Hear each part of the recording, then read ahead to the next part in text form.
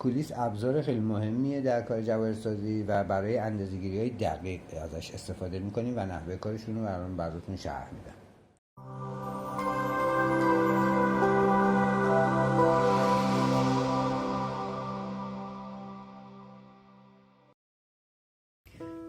سلام. ما برای امروز معرفی سری از ابزارهای زرگری رو و جواهرسازی رو براتون در نظر گرفتیم که یه معرفی کلی بکنیم و با برخی از ویژگی‌ها و خصوصیاتشون آشنا بشیم.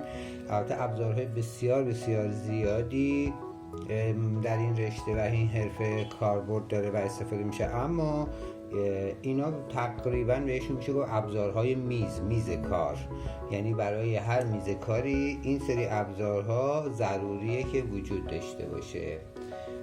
ما ابتدا با ابزارهای اندازه‌گیری شروع میکنیم، چون در طلا جواهرسازی اندازه ها و اندازه‌گیری خیلی نکته مهمیه و ما باید بتونیم دقیقاً بر اساس اون اندازه هایی که نیاز داریم کار کنیم و اندازه‌گیری دقیق بکنیم.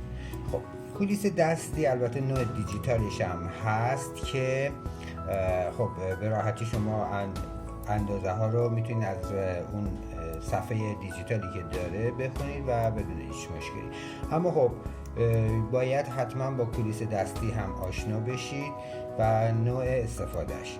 کولیس از دو قسمت ثابت و متحرک تشکیل شده که یه سری درجه ها و خط ها بین روی اینا حک شده.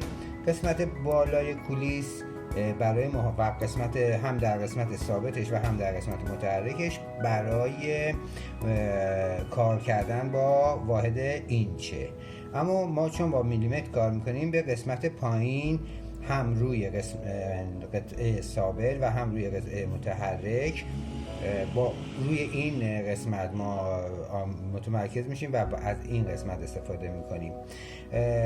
زمانی که دهنه کولیس بسته است، یعنی این دوتا فک به هم چسبیده، یه سری عدد و خط روی قسمت پایین هست، یک سری عدد و خط روی قسمت بالای قسمت ثابت هست که وقتی که خط صفر روی قسمت متحرک درست روبروی خط صفر روی قسمت ثابت قرار میگیره، یعنی هیچ اندازه‌ای رو نشون نمیده و دهنه کولیس بسته است. پس در اینجا اندازه صفره.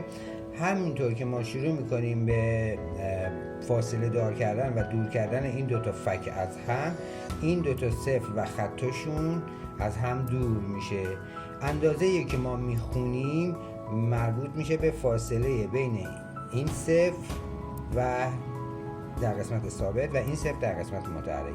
مثلا الان ما روی 6 میلیمتر اگر متمرکز بشیم، این الان 6 میلیمتر، میایم فاصله بین این خط و صفر و این خط و صفر رو در نظر میکنیم، میشماریم 1 2 3 4 5. خط صفر روی ششمین خطه، یعنی 6 میلیمتر فاصله بین این دوتا خط وجود داره و فک ما داره 6 میلیمتر رو نشون میده، اندازه 6 میلیمتر رو نشون میده. خب تا اینجا کار خیلی ساده است. همینطوری میتونیم عددا رو بزرگ کنیم. مثلا این 27 میلیمتر میشه، میتونیم بخونیم.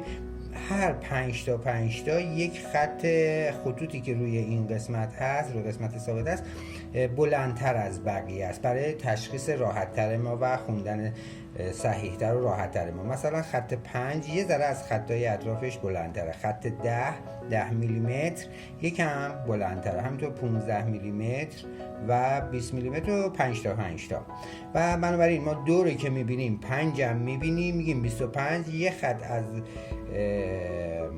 5 گذشته میشه 26 میلیمتر. تا اینجای کار هیچ مشکلی نیست، خیلی هم ساده است. ولی ما در طلا جواهرسازی فقط به این اندازه های به قول معروف صحیح نیاز نداریم، به عددهای صحیح نیاز نداریم. یعنی نیازمون خورده هم داره توش، مثلا 26 میلیمتر رو خورده ای. اون خورده رو چجوری ما بیایم محاسبه کنیم و بخونیم؟ میایم وقتی که مثلا 26 رو گذروندیم، خط صفری که رو قسمت متحرکه از عدد 26 گذشته ولی به عدد 27 نرسیده. یعنی میشه گفت 26 میلیمتر رو خوردهش رو چجوری محاسبه میکنیم؟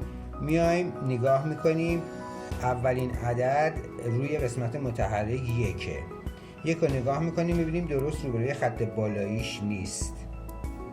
2 رو نگاه میکنیم اونم هنوز نیست. 3 نیست. 4 نیست ولی هی داره به یه خطی نزدیکتر میشه. 5 نیست ولی بازم نزدیکتر شده. 6 خیلی نزدیک شده ولی دقیقاً اونم نیست.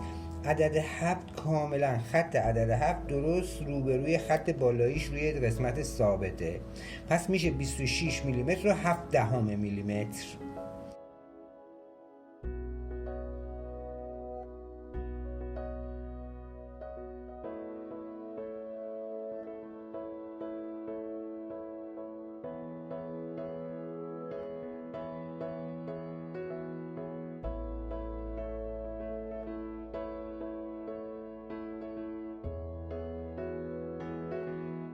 کولیس البته درجه‌های مختلف داره، بعضیاش تا 500 میلیمتر حساب میکنه، بعضیاش تا 200 میلیمتر میتونه قدرت اندازه‌گیری داره، بعضیاش تا 100 میلیمتر. اما این کولیس ما اینجاش زده 200 میلیمتر میتونه تا 200 میلیمتر رو بخونه.